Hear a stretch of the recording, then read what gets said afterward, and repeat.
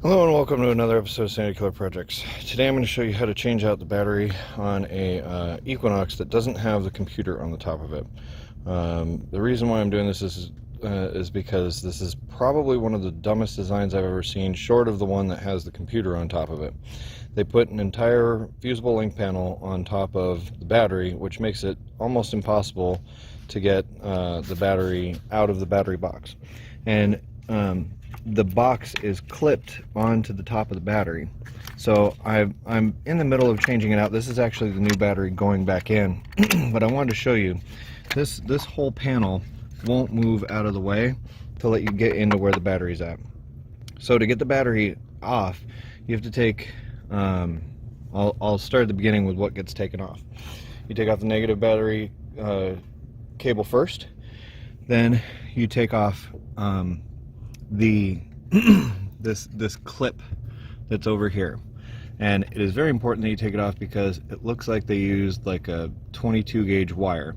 So to get this clip off, you have to push this back until it unlocks, and then put a screwdriver down in here until it lifts up on the little tab that's in there, and that allows you to pull this piece off of the fusible link panel.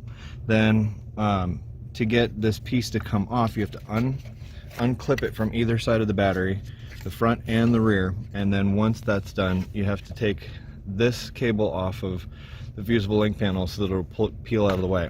Okay, so at this point you don't have enough hands to do all that. You need an extra person to come in and hold this up and out of the way while this cable is off of it, so that you get enough space to pull the battery up and out of the car. Then to put it back on, you have to reverse the process.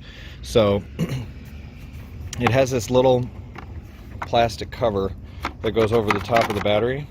That has to go onto the fresh battery. The new battery goes into the spot, and this piece clips back down over it. Then you tighten this guy back up, and then reinstall the little clip on the side, and it'll click. Then you push down the red tab until it clicks.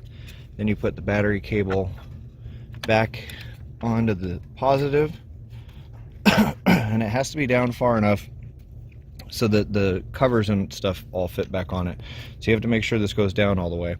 Then the negative cable goes back onto the battery, and then this cover clips back onto the back, and then tips down, or I'm not putting it on all the way because I'm not completely done doing this, and I'm going to need my other hand to do it, but this goes back over the top of it, and then this clicks down into place. So once it's all hooked back up, then the bracket goes on. So it has this crazy T bracket.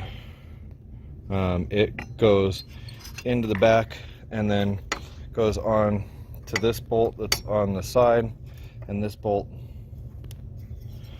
right here that's on the front, that goes onto this little pin. So this is all the steps of basically going through it. I haven't actually completed everything yet, so I'm gonna do all that and then show you what it looks like. If you have the style with the computer on top of it, it's a completely different disassembly. On this one, they were at least smart enough to put the computer on the side, so we don't have the issue with the thing sitting on the top of it. So I'll come back in a second and it'll all be put back together. Okay, so here it is with it all done. I'll go over the tools that you need. Almost everything takes a 10mm wrench, 10 for the mount, 10 for the other side of the mount. This peels up and out of the way. You can also take this stick out if need be, lean it over, and then it clicks out. The cable connector on this side is a 9/16. It's the only one that's different. Also, the other positive terminal is also a 10mm, and the negative is a 10mm. As always with doing a battery, make sure you start and finish with the negative terminal. It's just better for keeping the thing spark, and if you're not comfortable doing an electrical job like this, make sure you take it to a qualified mechanic to have it done. Also, once the car's new battery is in, you may end up having to reset the computer system, which I'm not going to go over in this video. But if the battery's been out for any period of time, the system will not understand that the battery's been taken out and will need to be reset. With that being said, thanks for watching. Hope you enjoyed. Keep watching and we'll keep making more videos. Thanks. Like, share, subscribe.